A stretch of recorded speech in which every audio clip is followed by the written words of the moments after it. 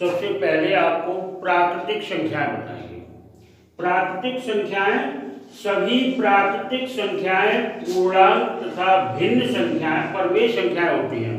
इसमें देखिए प्राकृतिक संख्याएं कौन सी हैं, ये आपके दिमाग में होना चाहिए। प्राकृतिक संख्याएं होती हैं 1, 2, 3, 4, 8। ये पूर्णांक भी है। अगर एक इसमें कोई संख्या ले लेते हैं तो पूर्णांक है। पूर्णांक जैसे 4, इसको ये किसमें प्राकृतिक संख्या में आ जाएगा। इसे भिन्न के रूप में अगर देखते हैं 4/1 लिख लेंगे तो इसके भिन्न मान लो थोड़ी देर के लिए अगर इसमें हम 2 का गुणा करते हैं तो हो जाएगा 8/2। अब 8/2 भिन्न का रूप हो गया, परमेय संख्या है लेकिन ये पूर्णांक है। पूर्णांक कितनी रहेगी 4। इसके बाद में सभी भिन्न संख्याएं जैसे ऋण 3/4, 3/4, ऋण 3/4, ये सभी संख्याएं एक जैसी हमने बताई। चाहे अंश में ऋण हो रहा हो, चाहे हर में ऋण लग रहा हो या दोनों में ऋण लग रहा हो, और 3/4 ये 4 तरह की संख्याएं आपके सामने हैं। अंश में ऋणात्मक, ये ऋणात्मक, दोनों परमेय संख्याएं हैं। ये दोनों धनात्मक परमेय संख्याएं हैं। इसमें दोनों में जब अंश और हर में ऋण होता है तो धन हो जाता है, और 3/4 इसमें दोनों में धन है। ये दोनों धनात्मक पूर्णांक संख्याएं हैं। इसके बाद में आगे आपको समतुल्य भिन्न बनाने के लिए, जैसे मान लो 2/3 है, इसमें अगर हम 5 का गुणा दोनों में कर देते हैं तो ये समतुल्य भिन्न बन जाती है 10/15। अगर हम इसे शॉर्ट प्रूफ करना चाहें तो इसमें भाग देना पड़ेगा। भाग देने या मान लो 5 का, तो इसका मान हो जाएगा 2/3। यानी ये भी समतुल्य, ये इसके समतुल्य भिन्न है। किसी भी भिन्न में समान संख्या से अंश और हर में गुणा करने से समतुल्य भिन्न तैयार मिल जाती है। और किसी भी इस तरह की संख्या है कि जिसके फैक्टर हो सकते हैं और वो समान संख्या से भाग किया जा सकता है। उसको भाग करने के बाद में जो संख्या प्राप्त होती है, भिन्न प्राप्त होती है, उसे समतुल्य भिन्न कहते हैं, समतुल्य परमेय संख्या। अब इसके बाद में हम आगे एक्सरसाइज शुरू कर रहे हैं। एक्सरसाइज फर्स्ट ए में कुछ सवाल आपको दिए जाएंगे। इनमें से एक क्वेश्चन हम लगवाएंगे, सभी का एक क्वेश्चन लगवाएंगे और उसमें बाकी प्रश्न आपको हल करना है। जैसे प्रश्नावली 1A। इसका पहला प्रश्न है आपका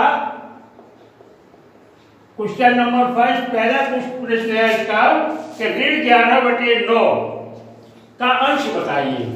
तो ऋण 11/9 का अंश कितना हो जाएगा, कोई बताए। देखिए हमने अभी आपको बताया था अंश ऊपर होता है आसमान की तरफ, हर नीचे होता है, तो इसका अंश हो जाएगा ऋण 11। इसी तरह से बाकी सवालों को आपको करना है। प्रश्न नंबर 2, परमेय संख्या को पूर्णांक के रूप में, अभी हमने आपको बताया था ये 2 प्रश्न का 2 का पहला खंड है। इसमें दिया जैसे कोई संख्या आपको दी गई है 8/4, 8/4 का पूर्णांक बताना है। क्या बताना है, पूर्णांक। तो पूर्णांक कैसे निकलेगा, पूर्णांक तभी निकलेगा जब नीचे वाले हर का भाग पूरा ऊपर वाली संख्या में चला जाता है।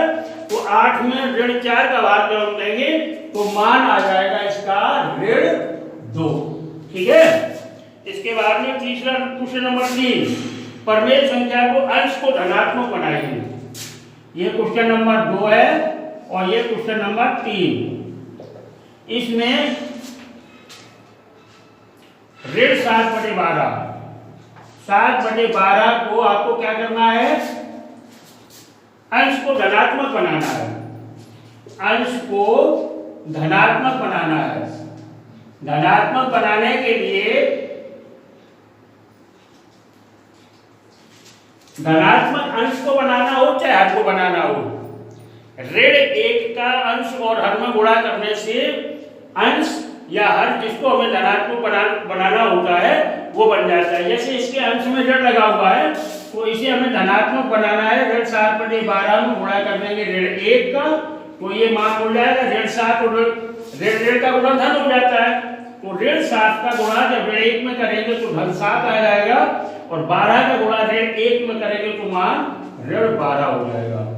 इसका और इसका मान एक ही होता है, सिर्फ फर्क ये हो जाता है कि इसका ऋण हट जाता है और नीचे ऋण लग जाता है। इसी तरह से प्रश्न नंबर 4, क्वेश्चन नंबर 4, इसमें आपको करना है हर को धनात्मक बनाना है। जैसे इसमें ऋण 11 बटे ऋण 17 दिया नहीं, हाँ ऋण 11 बटे ऋण 17। अगर इसी तरह से कोई संख्या आपको मिलती है, इसे हमें धनात्मक बनाना है, तो इसमें ऋण 1 का गुणा कर देंगे। तो ऋण का गुणा कितना हो जाएगा, धन 11, और ऋण का गुणा धन बटे 17। अगर कोई भी ऋणात्मक दोनों अंश और ऋण संख्या है, तो अंश को धनात्मक बनाना हो या हर को धनात्मक बनाना हो, तो उसका मान ऋण 1 से हम गुणा कर देंगे आंसर में। इसके बाद क्वेश्चन नंबर अगला आ जाता है। इसी में एक सवाल हम और बता देते हैं। इसमें 7 बटे ऋण 13, तो इसे भी हमें धनात्मक बनाना, तो ऋण 1 गुणे ऋण 1। अब पहले ही हम बता चुके हैं, किसी भी भिन्न में समान संख्या से भाग देने पर या गुणा करने पर मान में कोई अंतर नहीं आता है। तो 7 का ऋण 1 में गुणा हो जाएगा तो ऋण 7 हो जाएगा, और ऋण 1 का ऋण 13 में गुणा होगा तो धन के 13 हो जाएंगे। इससे हर आपका धनात्मक हो जाता है। इसके बाद में आगे कुछ सवाल आपके ऐसे हैं, जैसे 4 बटे 5 को ऐसी संख्या में के रूप में लिखिए जिसका अंश है। अब इसमें सिर्फ अंश दिया गया है आपको। इसे इस नंबर अगला कौन सा है, 4 5, प्रश्न नंबर 5 में देखिए,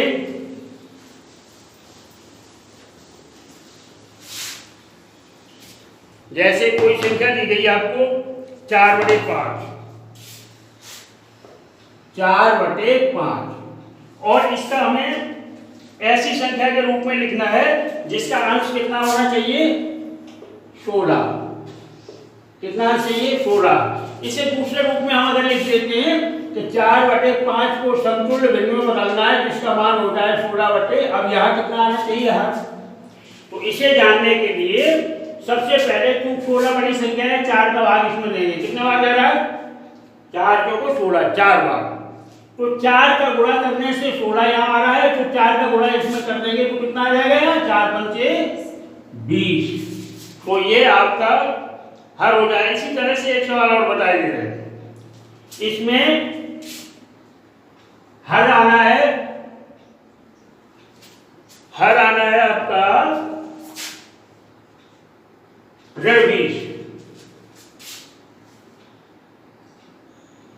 4 बटे 5 बराबर हर आना है ऋण 20।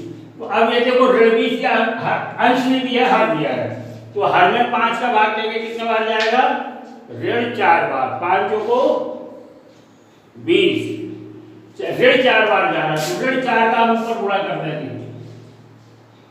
ऋण 4 का गुणा करेंगे तो कितना मान हो जाएगा, ऋण 4 को 16।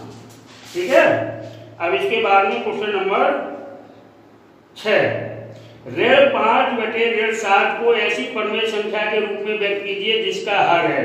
अब इसमें हर दे रहे हैं, जैसे पहला सवाल है क्वेश्चन नंबर 6 का, पहला सवाल आपका दे रहे हैं ऋण 5 बटे 7, ऋण 5 बटे 7 का हर कितना मांग रहे हैं, 7। तो उसी तरह लिखेंगे ऋण 5 बटे ऋण 7 बराबर हर चाहिए 7, यानी ऋण धन का फर्क है। इसका मतलब ये है कि इसमें ऋण 7 का जब हम 7 में भाग देंगे तो ऋण 1 आएगा, ऋण 1 का गुणा जब ऋण 5 में करेंगे तो यहाँ धन के 5 आएगा। ठीक है। इसी तरह से अगर मान लो कहीं पर आ रहा है ऋण 14, कितना आ रहा है यहाँ पर, 14, ऋण 14, तो ये सेकंड पार्ट है, ऋण 5 बटे ऋण 7 बराबर ऋण 14, ऋण 14। अब ऊपर कितना मान आएगा, ये मान निकालने के लिए ऋण 7 का ऋण 14 में भाग देंगे, ऋण का भाग देने से धन, और 14 में 7 का भाग देंगे तो 2 बार जा रहा है, और इसका मतलब इसमें 2 का गुणा कर देंगे तो ये कितना हो जाएंगे, ऋण 10। ये संपूर्ण ऋण बनती जा रही है आपकी। प्रश्न नंबर 6 के बाद में प्रश्न नंबर 7 आ रहा है, सरलतम रूप में लिखिए। अब इसका सरलतम रूप लिखना है। सरलतम रूप का मतलब जानते हो, इसमें भिन्न ऐसी दी जाएगी कि जिसमें आपको भाग करना है, और भाग करने के लिए सबसे पहले अब आपको इसीलिए तो पहाड़े याद करवाते हैं। भाग करने के लिए जब आपको पहाड़े याद होंगे तो आप भाग कर तुरंत संख्या देखने के बाद समझ जाएंगे कि इसमें किसका भाग जाएगा। जैसे थोड़ी देर के लिए प्रश्न नंबर 7 है, क्वेश्चन नंबर 7, इसमें संख्या दी गई आपको ऋण 9/21। ऋण 9/21 में अब आपको अगर पहाड़े आते हैं तो आप जाने किस पहाड़े में कौन संख्या आ रही है, 3 में। 3 × 9 3 × 7 21, यानी इसका भाग हम कहेंगे ऋण 9 में 21 में भाग देंगे 3 का। किसने का, 3 का। दोनों में हमने 3 का भाग दे दिया तो मान आ गया ऋण 3/3 × 7 21। ये आपका सरलतम रूप हो गया। एक संख्या और हम बता रहे हैं, 36 ऋण 36/64। ऋण 36/64, इसमें आपके दिमाग में आ गया होगा किस संख्या से भाग जा रहा है। इसमें 4 × 36 और 16 × 64, यानी 4 का भाग इसमें लगना चाहिए। ऋण 36/64, विभाज्यता के नियम याद हो तो इसमें भाग लगेगा 4 का, इसमें भी भाग लगेगा 4 का। मान आ गया ऋण 9/4 × 4 और 4 × 24। ये गलत हो रहा है, 4 × 4, 4 × 4 और 4 × 24, यानी ऋण 9/16।